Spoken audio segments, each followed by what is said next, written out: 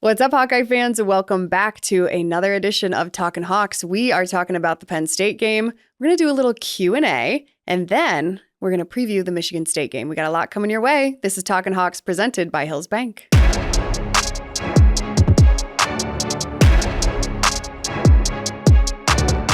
No matter where you are in life, Hills Bank is here to help you succeed. Whether you're buying your first house, saving for your child's future, or preparing for retirement, you can count on the people at Hills Bank for the support you need to reach your goals.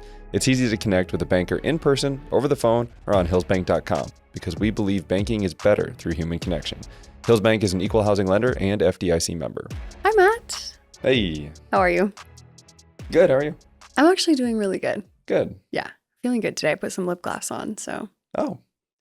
It's a good day. Thank you. Is it because you have a good perspective on things? I do. I almost wore some like neon, these yellow joggers that I got the other day. You bought new joggers? I did. And I almost wore them to just really brighten up the set today and then had a change of heart. So we went with jeans. Okay. Just wanted to dress up a little bit today. But by the time everyone is listening to this, it will be Monday. And so we just want to start off your Monday with a positive perspective.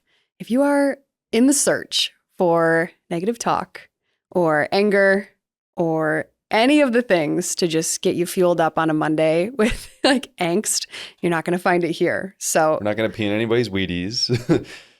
You've never heard that phrase? No. Somebody pissed in his Wheaties. We're not an explicit podcast. You can't say that. I don't think that qualifies as explicit. Our producer's shaking his head. Okay, no, I've never heard the phrase. Okay, well, either way. So basically what we're going to keep it to is what happened and then how to move forward, because I'm not going to get caught up. I know that a lot of people are talking about the contract, which is unfortunate that it's been following them for as long as it is, but we're not going to talk about it. Right? And it's not like, oh, they're avoiding talking about the tough things. I think we just need to evaluate what was done and then talk about how things can improve, because no matter what it is, you can improve. It's just a matter of getting the right guys in the right situations and moving on. And we'll talk about that. But I'm not full of anger, and I'm not going to be. These are a bunch of 18 to like 26, if you include Tori, year old kids that are playing a game. Sometimes it doesn't go your way. Sometimes on bigger stages than others. I think, not to pull in other games, but I know Colorado didn't perform as well as they had wanted, right? And so all you do is go back, recoach, figure out what you need to do better next time, and then you move forward. And I think that's all you have to do. I don't think there's anything more or any less. At the end of the game, or at the end of the day, they're playing a game that I play with Dax in our basement. He's not very good. He's working on it. But like, he'll run out for a pass, catch the ball, turn around, yell touchdown. Like, the kids are doing the same thing. It's a game. And I think we need to understand that that's the perspective. Yeah. And I think too, like your perspective of, I remember after games, like particularly bad ones, you would like search your name on Twitter just to just see what was out there. Comical. Just to check it out. I was like, I would literally never do that because my heart couldn't handle it. Oh, yes. Some of the things, we're creative, to say the least. But we're not going to go through them. No. But it's just interesting how so much of this means so much, and that it can lead to that quickly of a negative emotion. Yeah. I think my biggest thing though is like, there's plenty of negative stuff out there, especially like just in the news in general the world today. So let's just bring a little bright spot to your Monday morning. That's what we're going to do. And we're just talking Hawks. That's all we're doing. Talking Hawks. It says it right there on the screen. And these nice mugs. I don't know if anybody's seen it says it right there on the mugs too. Those are nice. Okay. All right. Let's recap the game. Let's talk about it. So I just want you to analyze. Give us your Matt Vandenberg breakdown. I almost called you Matthew. Breakdown. Am I in trouble? I feel like I only heard Matthew Aaron when I was in trouble. Of just give it to me straight here. First, I want to start with time of possession. I think that was a big one.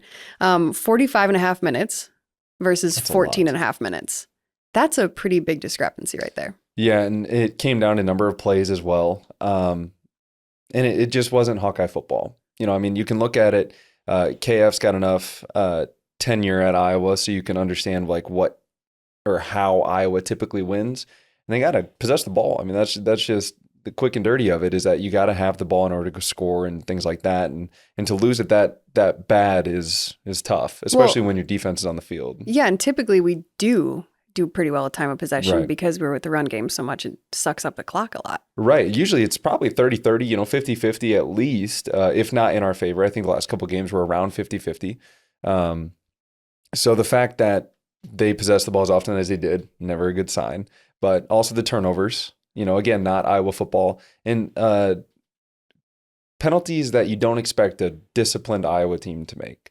One of them was a face mask that was away from the call. It's just not something you see.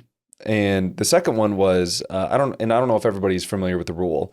On the blocked field goal, we blocked it, but because we jumped over the center, it's a penalty. And the reason that is because a long snapper is a protected player. And so they don't want, he can't snap the ball and then get up in time. So, you could land on him and really hurt him. Mm-hmm. So there's rules in terms of how much you can actually hit the long snapper. Okay, sidebar. How many protected players are there? Just one. That's it? Yeah. No, well, not in the at the field. To a point. Okay.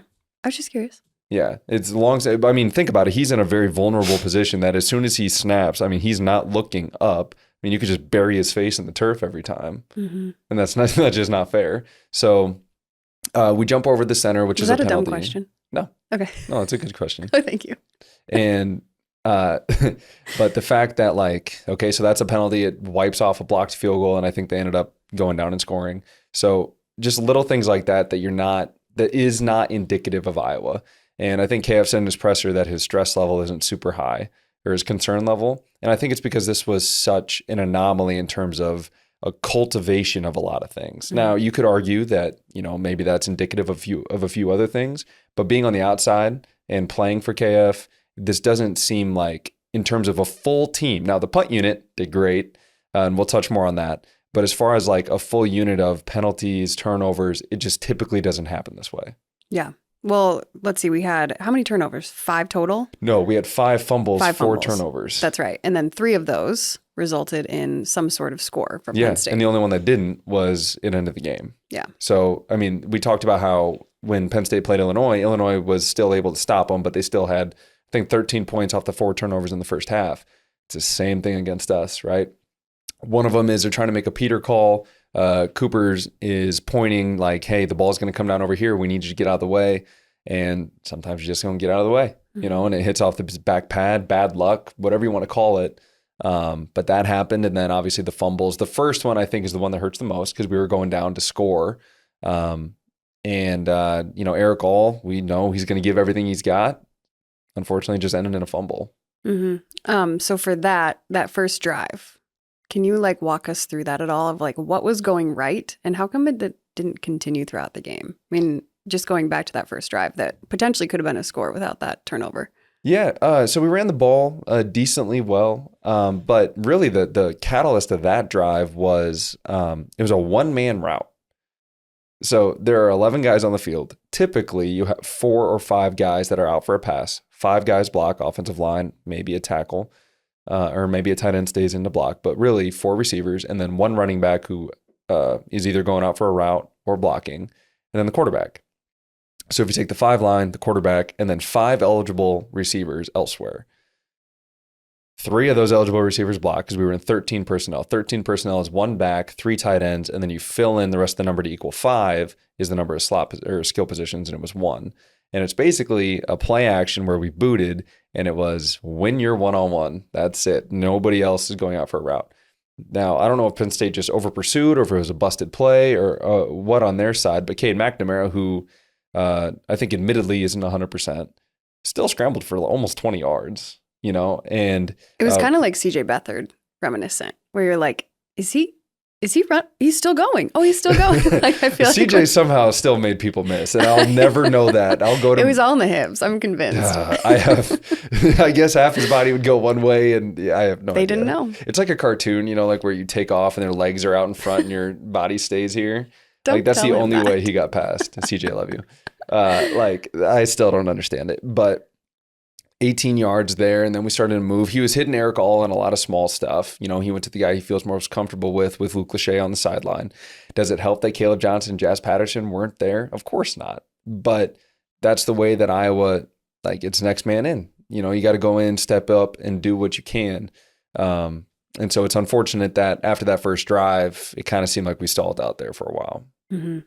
Another thing that I know a lot of people are talking about right now is the offensive line. So give me some breakdown of that. What were you seeing during this game, the past couple of games too? So offensively, we were trying to throw a bunch of screens. I don't know how often people saw that, but we were trying tight end screens. I thought the draw up of the play was really nice. So Eric all kind of does everything, right? He's split out as a receiver. He's been a tight end. He's been a fullback. He's done it all. And they actually motioned him back into the backfield, which we've done plenty of times, and did a play action screen to him out to the outside. Unfortunately, he trips and, we don't get the ball. But we called a lot of screens mainly because we were getting such heavy pressure. And they didn't have to bring a lot of guys. There was one where they only brought 3 to our 5 guys blocking and we get sacked. That's kind of a red flag that we need to be a little bit more buttoned up on what we're doing. But part of it is one of their guys projected first, second round. So he knows how to bend the horn. And what I mean by bend the horn is forcing Cade to step up into the pocket. Now, I'm getting a little more technical. So Laura, what is the pocket? Okay, so I think it's when the line kind of bends like this and creates a C shape. For our people listening. Okay, so it makes a C shape. The or line. A U. Okay. That's the way you want to look at it. Okay. Both kind of the same letters. Sure. Depending on where you're at. Okay. And then the quarterback steps up into the middle of the C or the U. Sure. And then he hangs out in there. Sure. And it's a really hard place to be in because you've got people all around you. It's probably a little hard. No? I mean, you want it could collapse at any time. Yes, but you want to be in the pocket. I would not want to be in the pocket. You're also, 5'7". It'd be tough to see over the 6'10" lineman. Fair. Are you 5'7"? I'd like to say 5'6". You'd like to say 5'6"? I would like to be a little shorter than I am. Oh. Fun facts. Anyway, so the pocket. Oftentimes what happens is the defensive ends are going to rush upfield and try and beat our tackle to their spot. And what I mean by bend the horn is I'm actually blanking on where it comes from, but essentially the defensive line is trying to beat our tackles. So our tackles have to go backwards. Defensive line is going forwards because our offensive line needs to stay in front of them so they don't get to the quarterback. Well, the goal of the defensive line is to beat them to that spot and then bend around the line to make the sack. Where if we keep going back, we don't give our offensive line a chance. If our quarterback continues to drop and gets out of the pocket, then we're no good. But if the offensive line stays in front of him, then Cade can step up into the pocket, and usually by that time, he can deliver the ball. So if it's a 3-step drop out of the shotgun, he gets the ball. Quarterback will take 3 steps back, right, left, right. And then if it's a timing throw, ball comes out, or he can step up into the pocket because he should have space to throw and then find his guy and throw the ball. If it's a 5-step, it's a longer progression and the guys up front got to hold a lot longer because now it's 5 steps back and then come up. But the problem is we weren't getting enough depth from our tackles, at least on the plays that I was really honing in on those. And again, they're defensive ends, first round talent, you can come off the ball. He can bend the horn. So oftentimes what they do is they get a skinny shoulder. We call it a rip. But essentially, instead of running straight forward, he gets really skinny around him and it's hard to block him. And instead of us gaining depth, we kind of went at an angle, which I don't know if maybe the game plan was to cut them off before they got there and we weren't prepared for their speed. That's a possibility. But if we back up quicker in our kick step, I think it's always easier. And what I mean by kick step, let me back up. A kick step is, let's say I'm the left side tackle. My right foot is up near the center and my left foot is back. I'm going to kick with my left foot to force myself back as fast as possible so I can beat that tackle. So if I need to be quicker with my kick step and then maybe he stunts in front of me, at least now I can get hands on him and go forward like I'm used to going. But if I have to try and kick step faster because he's already beat me to that spot, I have no chance of blocking him. And that's really what happened on Cade McNamara's fumble is we didn't get back far enough to beat the defensive end and he bent the horn and then hit the ball out of Cade's hands. So those are little things that'll help. If we just get more depth. I mean, you can watch, I know it's Monday, so you can watch tonight, watch those tackles on Monday Night Football, how they kick step straight back because they don't want those defensive ends to beat them there. But the other part is if they do beat them there, then they can run them by the quarterback and the quarterback steps up into the pocket. So there's 6 of one, half dozen the other. But I think when you're facing such elite speed like that, it probably benefits to have a little deeper kick step. Now, this is all coming from a wide receiver, so you can take that with a grain of salt, but that's at least what I was seeing. I think it sounded really good. I tried really hard to explain that. Hopefully you guys are still with us and you didn't already cut off the episode. I'm not with you anymore. Okay. So we've covered the offensive line. And then we can talk about how to, like, as we go forward, going into Michigan State, all of those things as we get to the end of this episode, what that's going to look like too, and how to, like you said, move forward in a positive fashion and just get better every single day. Well, that's the thing is, like, I don't want people to think, oh, well, they're not willing to talk about the hard stuff or they're not willing to do something. Mm-hmm. But if you dwell on the bad stuff, then let's say, okay, so we go into Penn State or Michigan State after losing to Penn State. You can't let Penn State beat you twice because you're still thinking about them and you don't even prepare for Michigan State the way that you should. So I just think overall as like a life lesson, like you should learn from losses like that. You can learn in wins. And we much prefer to learn in wins, but you can learn a lot from losses like that to A, not feel that way again, but B, the KF has a 24-hour rule where you step out of the complex on Sunday after meetings and after all that stuff, it's gone. That's it. There's nothing you can do about Penn State anymore. That's it. Unless you see them again in the Big Ten Championship. And that's 9 games away. So let's worry first about Michigan State and then worry about the next opponent and then the next opponent. If you dwell, you just sit in a bad place. Mm-hmm. The only place you can move and move effectively is forward. I like the thing that you said, you can't let Penn State beat you twice. So think about that as a fan. Didn't have such a good time yesterday when you were watching the game. Don't let that ruin next Saturday. We got a lot going on. Let me tell you. Still party time. Pre-game's good. Yeah, exactly. Pre-game's going to be a good time, and you don't want it to ruin your tailgate. Okay, let's do the unsung hero. Brought to you by JB Roofing. Matt, who is your unsung hero? So I got 2 guys. Okay. And really, the punt unit played really well. I mean, they pinned Penn State back consistently. It was pretty amazing. Yeah. Tory Taylor, regardless of the rain that was coming down and everything, which honestly, I wouldn't be surprised if they weren't fielding punts on purpose. I mean, that's tough to try and not only catch punts to begin with, but now it's raining, it's sleeting. You don't want to turn the ball over there. You probably just let it go, which happened quite a bit. But TJ Hall and Luke Elkin are my co-unsung heroes for the game. TJ Hall is a gunner running down there, stopping the ball. And in college, there's a rule that when the punt is there, your body can be in the end zone, but the ball can't be. Once the ball crosses even just the slightest white chalk of the end zone, it becomes a touchback. They get the ball at the 25. If your body's in the end zone and the ball's not, and the ball never crosses, you're good, and it's down wherever it is. Well, TJ Hall sprinting down there, he almost went by the NFL rules, which the NFL rules state that if your body is in the end zone while you're touching the ball, then it's a touchback. Mm. Unless you're jumping in the air and you hit it back. If you want to see some cool ones, Patriots do it great. But he almost abided by the NFL rules by running down there and hitting it back into play so that Luke Elkin could pick it up at like the 1.5, 2 yard line and pin Penn State back. We could say that not a lot of things went well for us on Saturday night, but the punt unit, TJ Hall, Luke Elkin, Tory Taylor, like those guys were honed in. Yeah, that was super fun to watch. I do want to say too, you never got to play at Penn State. Correct. And we don't like to use excuses. This is not me being like, well, the atmosphere. But the atmosphere had to be absolutely unbelievable there. It looked amazing. Like night as a competitor. Game, over 100,000 people in that stadium. Incredible. They've all got the whiteout. I love how they hand out the pom-poms to the fans too. That makes it that much cooler. It's raining. Like that's just like everything is against you at that point in terms of atmosphere. Again, I'm not trying to make excuses. I know there's a comment about that. To me, that makes it fun. Yeah. Like that's to go out there and compete in an environment that they all hate you and want you to lose. Mm-hmm. That's when you should want to compete. Yeah. And the last time that was it last year that they came to Kinnick and it was 2021 and we won. Was it 2021? And then Nico caught that the last touchdown. That was so much fun. One of top 10 games of the past few years that I've been doing my job at Iowa. So much fun.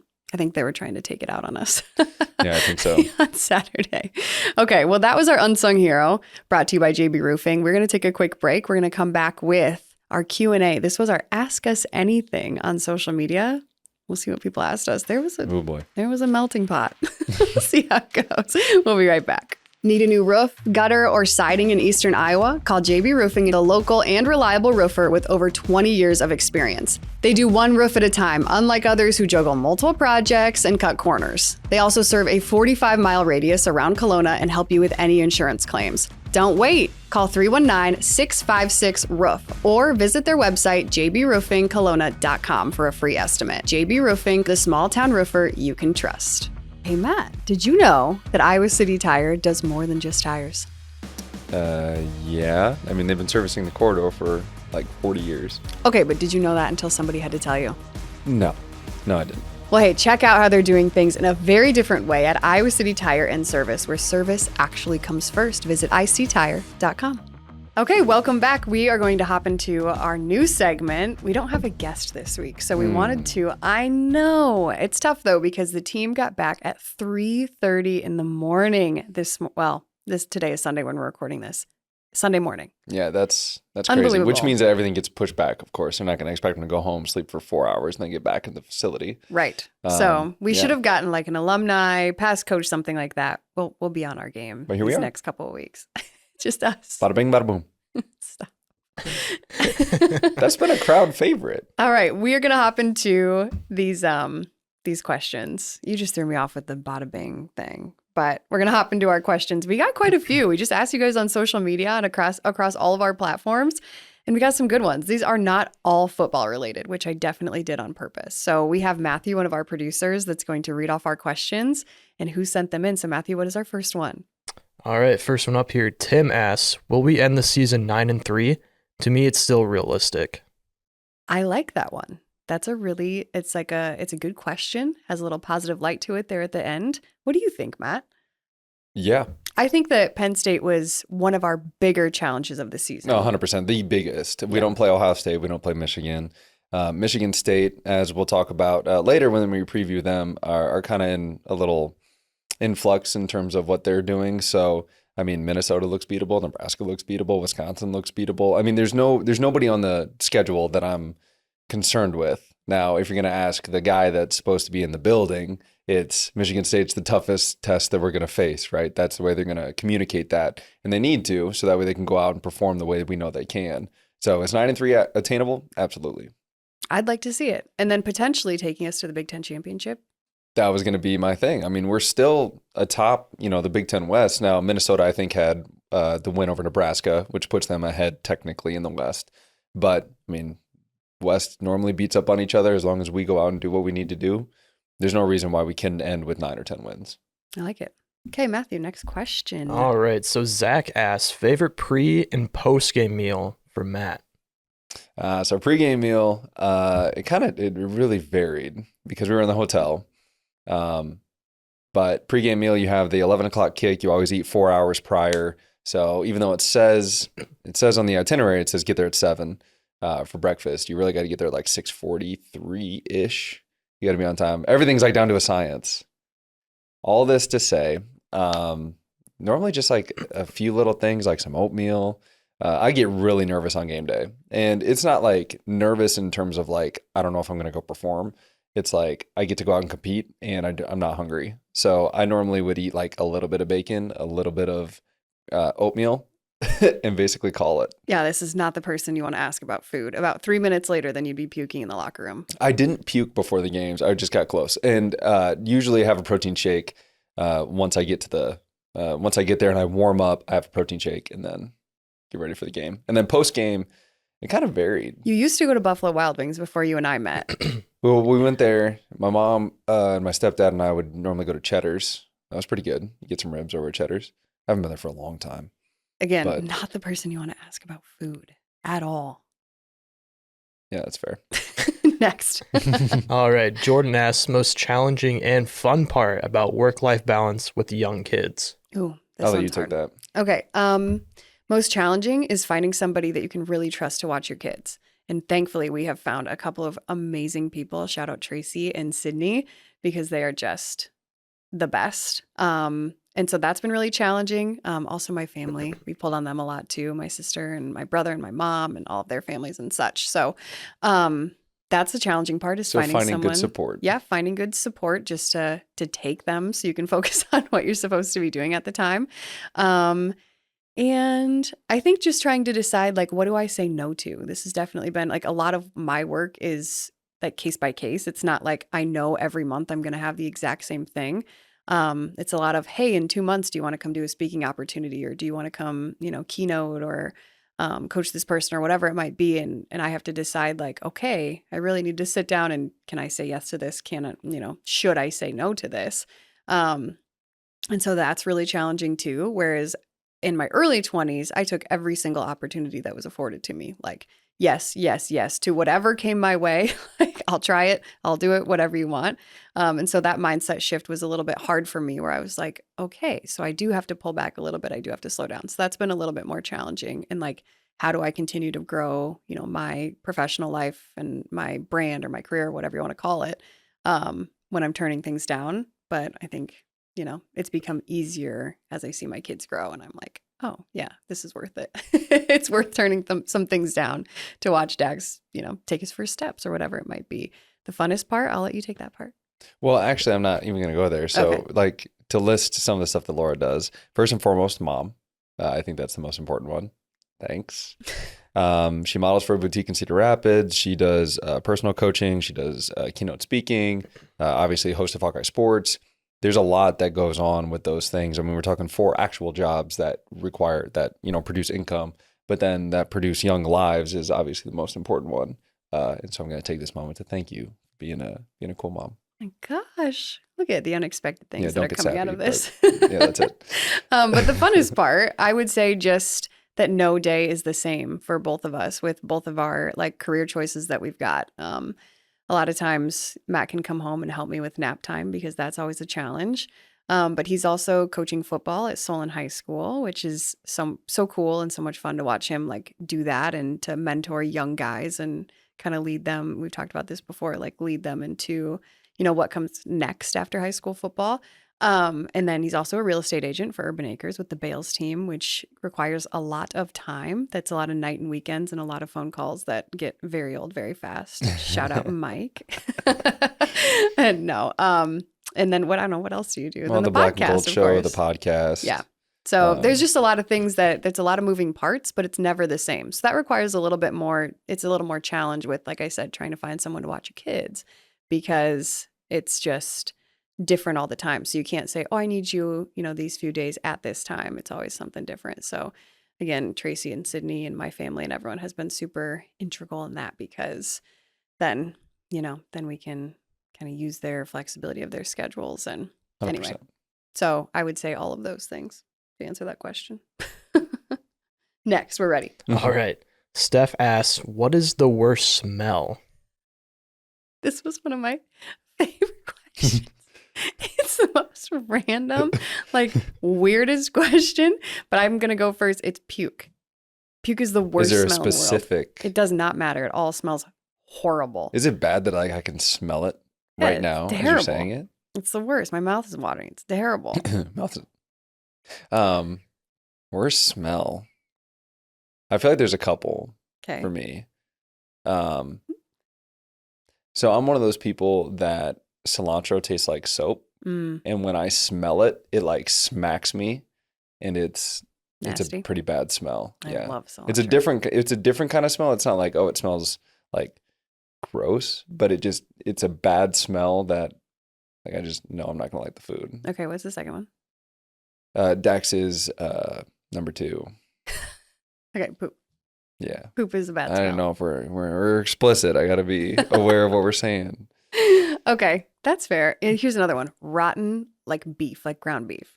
One time I left ground beef that was like raw in a garbage bag. And Tutty, our dog, went and ate it. about that. And I was like, oh my gosh, did she just eat that? So I went over and I was pregnant at the time too, went over and smelled her mouth, instantly threw up. And like, I've never thrown up so quick in my life. The smell was heinous. So those are the 2 for me too. Puke and rotten hamburger. That's nasty. Okay, next. Okay, next. Good morning. If you're listening to it in the morning, this is gross. Next. Okay. Nate asks, how did you guys meet? Ooh. Define meat. Yeah. So I guess I noticed Matt for the first time after the Iowa State game in 2015. I was working for the Daily Iowan, which is the on-campus news organization at the University of Iowa. And I just obviously noticed him because he had a great game. But then I kind of interviewed him post-game with all of the other media.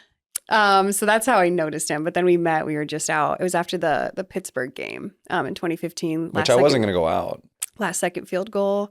I went out with my sister after that, and her husband and a few other people. He walked in the door and I was like, oh, well, I've had a couple of drinks. Liquid courage. Yeah. We were both 21 at the time. And anyway, I was at Brothers and I just walked up and was like, hey. And then Matt looked behind himself like, is she talking to me? And I was like, yeah, I'm talking to you. What's up? And that was game. That's game. It worked. No. Anyway, so that's how we met. And then it was all kind of history from there. All right, so this question is from Matt, and this is from George. Given that you're a receiver, what do you think could benefit the Hawks' passing game? I think that's a great question.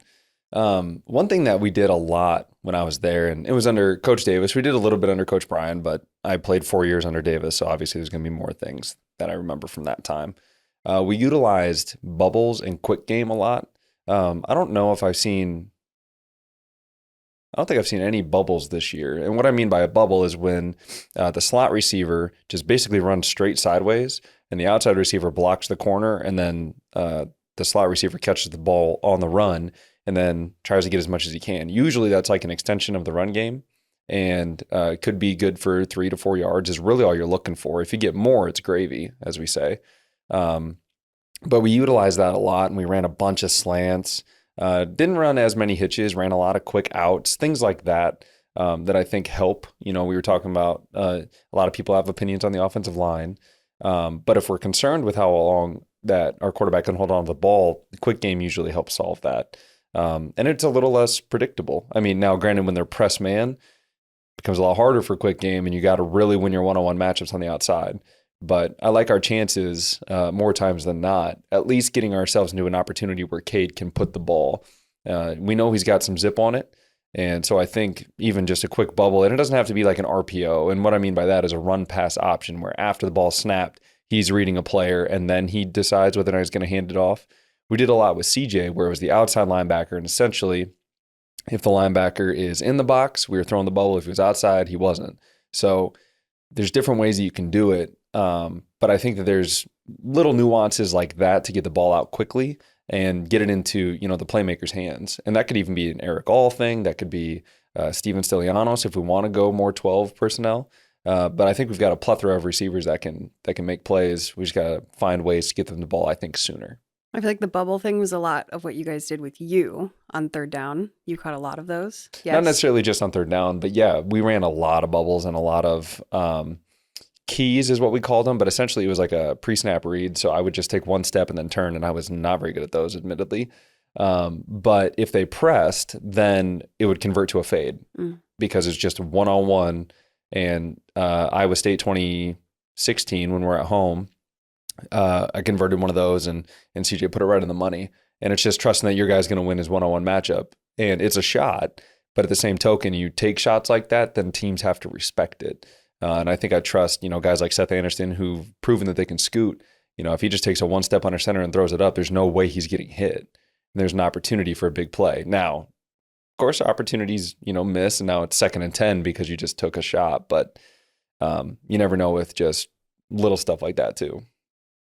Okay, next one. All right, Aaron asks, favorite breakfast spot in Iowa City? I really liked when we went to Dandelion. Dandelion is really good. They had like that spicy, what was it? It was like a honey chicken sandwich. Oh, yeah. Like kind of like chicken and waffles. It was kind of like chicken and waffles. Yeah. Yeah. But it was spicy and it was like on a biscuit. Yeah, that's really good. Bluebird's always like a good staple. Oh, yeah. It's just always packed because it's so good. Yes. Bluebird pancakes. So good. Would you take the Bluebird North Liberty pancakes or the Bluebird Iowa City pancakes? I haven't been to the Bluebird Iowa City in like way too long, and Bluebird North Liberty pancakes are really good. So I can't. There's a Bluebird in Solon. We appreciate you too. Yeah, I can't speak to the Iowa City pancakes just right now, but I would say Bluebird and Dandelion. But I did hear that Hamburg Inn is like getting revitalized. Have you guys heard this? Yes, Nate Kading like bought it. Is this accurate information? Some think some so. nods, some shrugs. Yeah, I'm pretty sure that that's correct. So I've heard a that'll be lot of cool. good things about Hamburg Inn. They have this pie shake. They have pie shakes where they put ice cream in a whole piece of the pie. Do they have French silk? I have no idea. French Maybe. silk pie. And Put then that they on the menu. put it in there and they blend it up and it's so Ooh. good. Yeah, that sounds good. Okay, next. Sweet. This is my personal favorite one that we got. This is from Mel. What did you decide to do with all of your apples? Oh my gosh. Okay, this is so dumb. So stupid. Yes. I mean, I appreciate the question, but I'm an idiot. Yes. So I did like Instacart, ordered from Aldi. I thought I was ordering 6 individual Honeycrisp apples and I ordered 6 bags. And so I have 42 apples sitting at home and I have no idea what I'm going to do with them. So Dax and I made some muffins that had apples in it.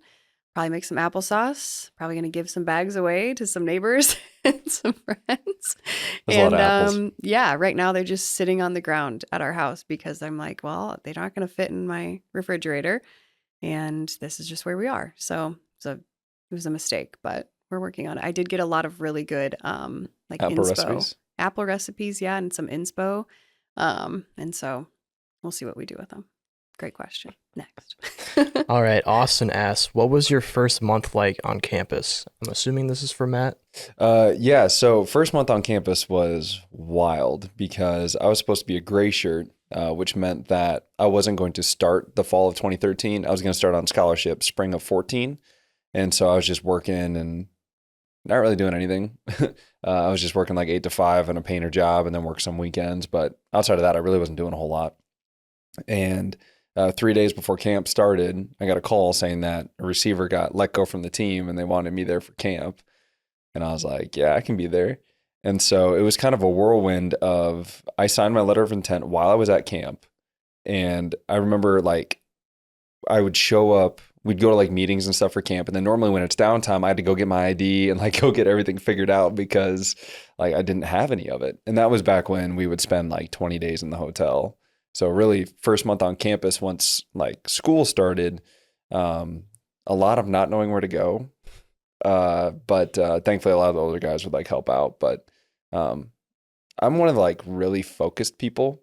I think you'd probably attest to this, that like I don't want to stray from, like I want to get my routine down. And then once I'm in my routine, I'm cool.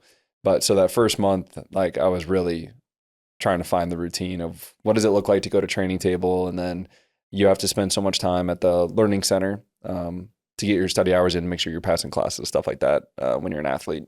And so trying to figure out how to break up time, that was probably the hardest part, was figuring out I'm on my own. I don't have my mom yelling at me, even though she probably was back in South Dakota, about what to do. And so like I remember walking in my dorm for the first time, like I can do whatever I want. And I set everything up the way I know that my mom would do it. And then that was it. But it was pretty wild, to say the least. Ryan asks, do you guys have any insights as to why Iowa no longer implements throwback uniforms? Ooh, I have no insights, but that's a really great question. Throwback uniforms were so cool. I thought they just had the gold ones. Was that a throwback? Yeah. The one with Brandon Smith? Like I remember him specifically. The wings on the shoulder pads. I'm pretty sure that's a throwback uniform. So that wasn't that long ago because it was when. But it's definitely not like one a season. No, not one a season. There's usually an alternate per season. Mm-hmm. And we just had the one, which isn't a throwback, but the one versus Penn State. We had the black pants. Yeah, I don't know. That's a good question. I remember when my brother-in-law played from 02 to 06, and they had a really cool throwback uniform that he actually got to keep. And one time I put the whole thing on at my sister's house. I think I have a picture of it. It's so funny. I had that uniform on and then all of his like championship, like he was bowl an game offensive rings. lineman. So I had all this stuff on and then all his bowl game and like they had a Big Ten championship that one of those years too. I had all of it on. I don't know if he knows this, but he's probably listening and like, really? That's rough. But yeah, great question. I don't know. Those throwback uniforms were always really fun. Pretty cool. Because then you put like a little like modern kind of twist on it too. Well, they've got a bunch of different uniforms up in the complex. Mm-hmm. And they got one that I always wanted to wear where it was like a gold helmet and then they had black numbers. And it might have only been on one side of the helmet, a black number, similar to like our host, or yeah, it was against Ohio State in 2017, like the all eyes. But it was like a gold helmet and a gold jersey, and like, yeah, that's cool. It looked really cool on the mannequin. But so they've got them around in the complex. But I know players love alternate stuff, but at the same token, Iowa's built on tradition, so I understand that too. Yeah. Next. All right. Stephanie says, South Dakota girl here. Is Matt USD or SDSU? I married a Hawkeye alum. Go Hawks.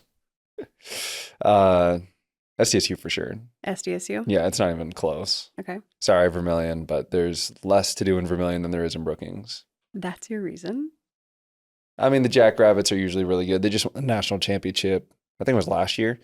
FCS. They won the FCS national championship last year. I mean, they're usually pretty good. Did you get recruited by both of them? Or either of them? I got recruited by South Dakota State. It was just one phone call, and I said I don't want to go there, and then that was it. And so not by the other one? I did not get recruited. Fun fact, the receivers coach now at Iowa was at USD, and I didn't get recruited. Really? And Copeland was he was my 5th year. That is so funny. Okay. But yeah, no. We did play, I will say this, we played at the Dome for the state championship right after they had put in like this new turf, but it wasn't like bead turf like we know.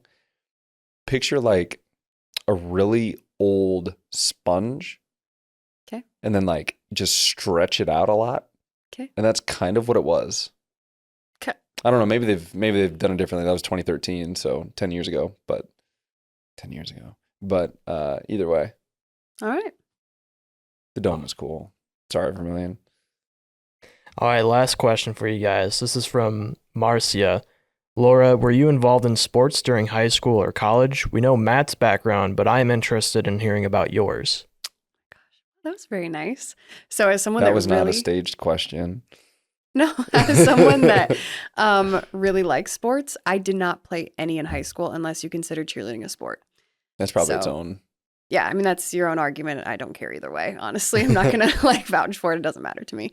But yeah, no, I didn't play any sports in high school. I was a all-star cheerleader and then a cheerleader for my high school. So with all-star cheerleading, you travel all around the nation. We won nationals my senior year, UCA nationals. Actually, it was an international championship. So there were teams from all over the world there. Down at UCA, whatever, you like perform at Disney, and it was really cool. So that's kind of my claim to fame, is that I'm a national champ. You can't say the same, Matt. No, I can't. I didn't. I was not an international champion at all-star cheerleading. No, but yes, that's what I did. And I was like all in at cheerleading. And then when I got to graduate high school, my whole like dream of my life was to be an Iowa cheerleader. And my sister was an Iowa cheerleader, and I was like always followed in her footsteps. So when I graduated, I tried out, and you try out like the March before you graduate, and I didn't make it. And that was soul crushing. And I was like, well, I've worked my whole life to do this one thing, and now I don't get to do it. And I have to go on campus and to the games every single day and see people that made it over me. That sounds horrible. So I told my mom, I'm not going to Iowa anymore. And I went to UNI my freshman year, tried out for their cheer team, didn't make it. Yeah, I didn't make it. Like the whole thing was that I was too tall. Remember when I told you at the beginning of this episode was like, I wish I was shorter. So I'm a little taller for the cheerleading sport or activity, whatever you want to call it. And yeah, they were like, well, we could use you for your tumbling. And I was like, you can use me for nothing. And so I turned it down. Again, soul crushed, like what is happening? And then realized that UNI wasn't the place for me. Went there for a year, transferred back to Iowa. Turned out that 2 girls, I don't know what happened, but if they like left, if they quit the team, if they got hurt, I'm not sure what happened. But they needed to fill 2 spots. And so I went to these like last minute tryouts. Did you not know this? My sophomore year, I didn't know that. Yeah, went to these like last minute Iowa cheerleading tryouts, like right before the season started. And I was like, well, here I am. It was me and a few other people, like not that many people knew about it, and made the team. So did you and I both get here based on other people's misfortunes? Yes. Next man in. That's what I'm talking about. Being ready to go. So we do, I guess. Wow. We're never the first choice, but we'll always be there. Well, I don't know. I don't know if we did. We'll come up with a different tagline. But yeah, that's my background with all of that. Then I cheered for Iowa for a year, my sophomore year. And then after that, I was like, well, I should probably get more serious about my career, quit cheerleading, and then started doing reporting and stuff like that. And that's that. I think that was our final question. Thank you to everybody who sent in the questions. I hope that was like a little bit entertaining. I know we're not Jay Higgins, okay? We're not Dory Taylor, But hopefully that sufficed for this Monday or whenever you're listening to this for this week. But we are going to head into our preview of Michigan State. We've got a night game in Kinnick Stadium coming up this week. So hold on just 1 second. We'll be right back. This season, Marquee Pizzeria is teaming up with Nico Reganey to help the University of Iowa Children's Hospital. Together, they've created a new signature pizza, the Nico Parm. Sounds so good. $2 of every pizza will be donated to the Children's Hospital. Visit Marquee Pizzeria, located in the Coralville River Landing, this fall and help the kids by eating pizza. The Bugman Pest Control. Rest easy when you have the Bugman's top-rated defense protecting your home and business, providing maintenance and prevention treatments for any problem. Call today for a free quote, 563-554-BUGS. Proudly serving the Hawkeye State since 2008. Locally owned and operated, Performance is a full-service restoration company serving eastern Iowa. As an IICRC certified firm, their multi-licensed technicians have decades of experience in water, mold, and fire mitigation. Whether it's your home or business, this is the team you want in a time of need. Performance Restoration, 319-626-2292. The Appliance Barn offers a wide range of high-quality appliances at unbeatable prices. Whether you're in the market for a new refrigerator, dishwasher, or washing machine, they've got you covered. They also have a delivery and setup department to ensure your appliances get delivered and installed quickly. To find out more, visit appliancebarn.com. Welcome back. Let's talk Michigan State. Are you ready? Yes? 24-hour rule, baby. All right. Let's do it. So let's see. This will come out on Monday. It's been 24 hours. Been more than 24, so as a fan, on to the Spartans. We're locking in. Here we go. And everybody's got a smile on their face because, like I said, this is a night game in Kinnick Stadium. This is when we have our most fun. It's a blackout. I can't wait. This is when I wear my best outfits. Add a little sparkle, a little shine. Do you have to go shopping? Yes. Yes. We've had blackouts since you've taken the job, right? I have no black clothes. No black shoes. That is a complete and utter lie. Michigan State used to be an agricultural school. Did you know this? I feel did like not. every school, Penn State was before they changed their name. And so Michigan State was the same way. They went through like 5 or 6 name changes. What? ANF. This is what we're learning. American Needs Farmers. Mm-hmm. Well, then they need to stop changing their names and keep it to agricultural schools, apparently. So they used to be the Aggies, which I feel like every agricultural school probably goes back to, well, we used to be the Aggies. Name one other school. I'm pretty sure I've said this. Like, Name one other school. Current school. Oh, currently the Aggies. You know this. I do know You it. just watched the documentary over the quarterback. Oh, Texas Tech. A&M. It's literally Texas agricultural and Texas A&M. Thank you. Yes. Edit that out. I don't have to. I'm just kidding. Leave it. So anyway, then then they became the Michigan Staters. No, Isn't that funny? I don't like that one. The University of Iowa, Iowers. Iowers. We could have been that. We still could be. So that's what they changed it to. They were the Aggies, then they changed it to the Michigan Staters. Then this guy, George S. Alderton, let me get that right. He was the editor for the Lansing State Journal. And he said that the name, the Michigan Staters, was too cumbersome for news writing. You think so? Yeah, I'm envisioning myself typing it and I don't like it. Yeah, it doesn't feel good. The RS is just messing me up. Too much. So the school came up with this contest on we need to rename, our whatever our mascot is or whatever our name is. The nickname. We don't want to be the Michigan Staters anymore. We don't want to be the Aggies. What should we be? And this guy was like, you know what? I'm going to look through these entries and I'm going to see what the best one is. So he calls this guy at Michigan State and is like, hey, how many entries do we have? Can I look through these? Because he just wasn't sold on the Michigan Staters thing. And the guy's like, yeah, here's some of them. And he's like, cool, Spartans. I like that one. Just picked it out of nowhere. They don't know who even gave the name as a recommendation. It's still a mystery, apparently. This is according to the Michigan State website. Still a mystery. So this guy starts using Spartans just every now and then, here and there within the. So he made fetch happen. Essentially, yes. I love it. Good job with the mean girls. Bada bing, bada boom. Stop it. So he just started using it sparingly, and then people started to catch on. This is the power of the media. What do you know? So that's how they got the Spartans name. And then as far as their mascot, I talked about their mascot last week. Was it last week? Yeah. And I said they have one of the best mascots in the Big Ten. And I mean that not oh, he's my, whatever, like, oh, he's above Herky or anything like that, which you made it We clarified. seem Well, like we that. we had to clarify that, and then you had to say that you always thinking about Herky, and there were more issues than just that. Anyway, what I'm saying is the suit itself is like really good. Like, and Yeah, it's really it expensive. looks the too. part. Yeah, it's a good one. It's not a Nittany Lion. Let me tell you that. They love their mascot. I learned that in the comments last week. So watch it. When you talk about the Nittany Lion mascot. The Penn Staters. Yeah, they were not happy. But in the 1950s, they had kind of a mascot, and it was like made by fraternities. Like it went through all these different versions that fraternities would come up with, and they were all made out of paper mache, like heads, like Spartan heads, which I think is actually really impressive. Probably not something you want to look at. If we can pull up some pictures, maybe we can find some of what those look like.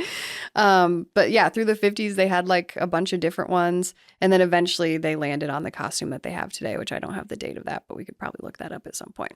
And the costume itself weighs 40 pounds, which feels like pretty heavy. That feels about right. How much do you think it costs? Give me a guess. Well, you said it was kind of expensive. I'm trying to think. It's good felt. 40 pounds. Good felt. I'm going to go 600.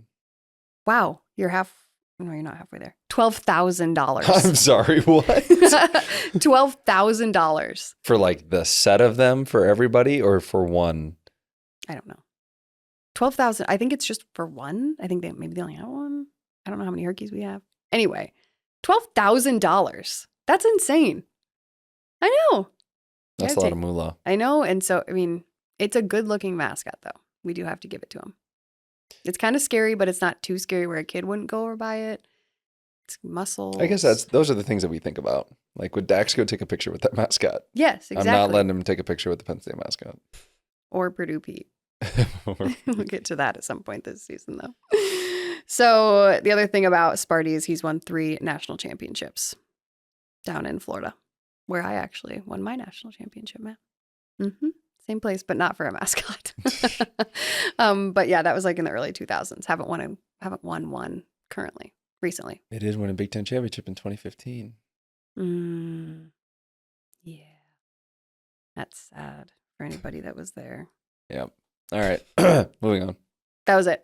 That was my history of the Sparty the Spartan. I like it. That's it. We do have a little small place in our heart for Sparty the Spartan, but that's only because I'm a coach for the Solon Spartans, but not the Michigan State Sparty. This is Solon Sparty. Okay, moving on. So tell me about Michigan State, Matt. Let's talk about this preview. Their head coach is still suspended. Yes.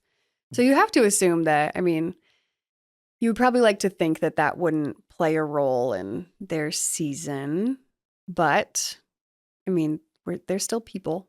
And so that's got to affect you in some way that your head coach has some pretty serious allegations against him and he's suspended without pay, I learned, which kind of.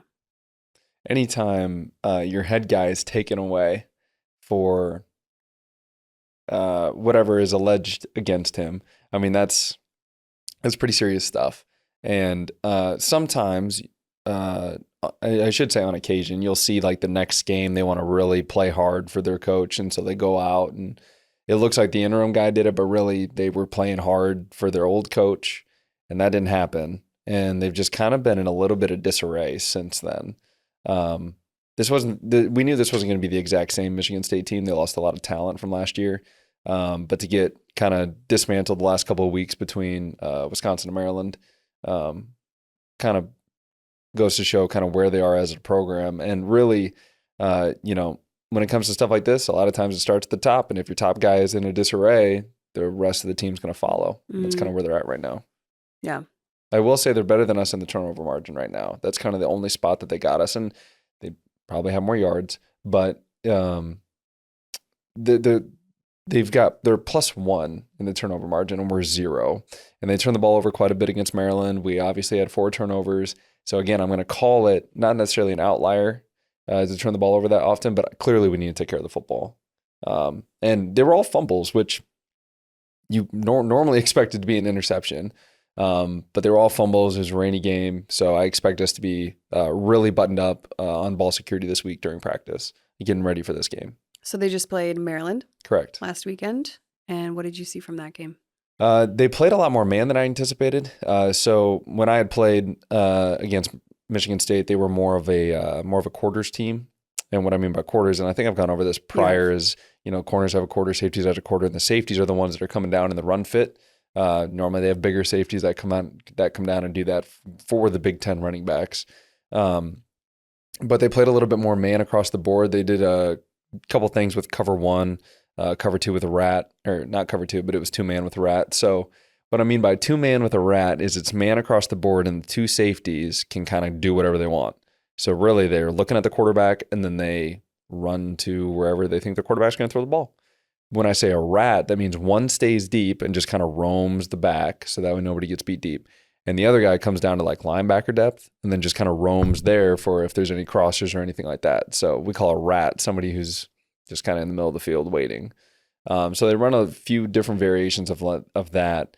So we're going to have to be buttoned up again, get ready for hand fights. They didn't look super physical on defense, but anytime you face press man, you got to be ready to go. And that means that Cade's going to have to be spot on with where he puts the ball, and receivers are going to have to win their one-on-ones. Okay, that's the offensive side. So what about defensively? Well, they actually had their quarterback is pretty good on the run. Mm-hmm. So we're actually going to want to keep him in the pocket. Nice. Because for whatever reason, and this is his first year starting from what I understand. So I'm not going to say that. Let me cut that.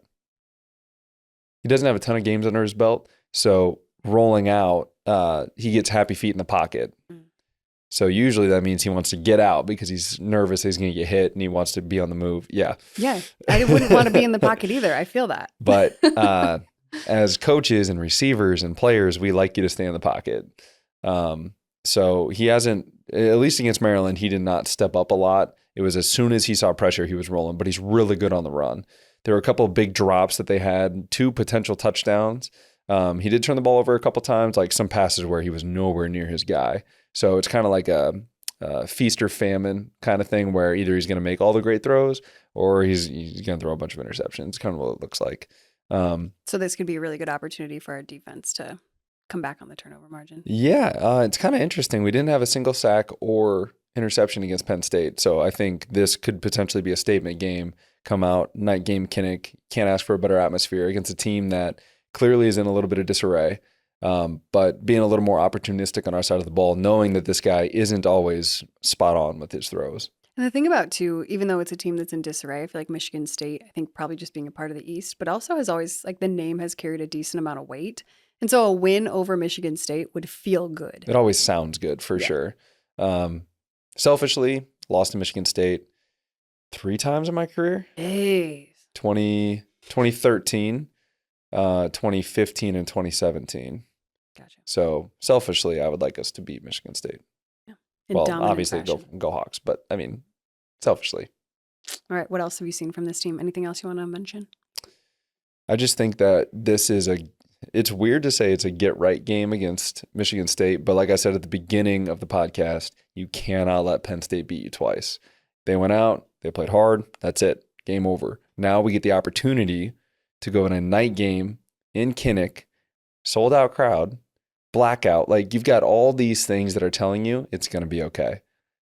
You're college kids playing football. Now you get to go out and compete again. KF constantly would talk about how you only have 12 guaranteed opportunities. That's it. So to put that in perspective for people listening, you work from the time that the season ends. So let's say we played in a January 1st bowl game. You have from January 2nd all the way until like August, we'll say 9th. I'm just throwing a number. No, because it was always around my birthday. So we'll say January 1st to August 1st. So that's 8 months of just working for 12 days. And then each week you work 6 days for 1 day. Like, that's it. Like, you work so often for 12 Saturdays out of the year to be able to go out there and compete, that to take advantage of every single one is absolutely a top priority. So now you have an opportunity to do that at home, night, Big Ten opponent, blackout, like I said, all the other factors, you get to go compete. There you go. That's the coach talk that we like to hear. Yeah, I guess. I didn't really mean to go off, but either way. I mean, hey, that's what we're here for. All right. So nothing else on the Spartans that we need to be super concerned with. We just need to be opportunistic on defense, take care of the ball on offense, and special teams just continue to do what you do. Cool. I think that sounds doable. Think so too? I'm ready for it. And like I said, okay, so we have a lot of things going on pregame. So this is the first game on NBC. I'm pretty sure this is kind of a big deal. Yes? Something like that? You don't know? You're just looking at me with a blank stare. As a player, I didn't care. Yeah. Okay, you're not a player anymore. I'm saying, Doesn't as a player, matter. I didn't care what station Okay, it so was it's on. going to be on NBC. And they're coming in and doing this like really cool thing pregame. It's going to be a good time. This is what I'm hearing. Okay, that's all I know. And then blackout game. It's a night game. We're at that time of the year where it gets darker a little bit sooner. 82 degrees and sunny. Ooh, beautiful. Yeah, but then by the time it gets to about 6:30, which is kickoff, it's going to feel really nice. Like it's not going to be cold. It's not going to be like blazing hot. It's just going to feel nice. It's going to be a great atmosphere. Again, we're in Kinnick at night. Like there's just nothing better. So there's a lot to look forward to. There's so much to be positive about. And then on top of that, we get to face a Michigan State team that potentially could have some holes in it that we could really dig at. So it's going to be a great week. It's going to be a great weekend, and I'm getting pumped for it. And so this is the time that you got to get ready. You got to prepare your tailgating appetizers, the meal, the drinks. Actually, I had somebody. This coming from the person that's going to wait. If they had a tailgate at 8 a.m. on Saturday, they'd finalize the food at 7:30 a.m. Me? Yes. Okay. So That- get your I tailgate just ready don't on think Monday. That's true. I don't think that's true about me. Doesn't matter. Get your stuff ready because it's going to be a great week. It's going to be a great weekend. Make sure you're getting all your Hawkeye black clothing ready. And Which you don't have any of, so. I know. I need to go shopping. This is important. But yeah, we're pumped. 6:30 p.m. kickoff. We will see you there, Kinnick Stadium. Go Hawks. Go Hawks.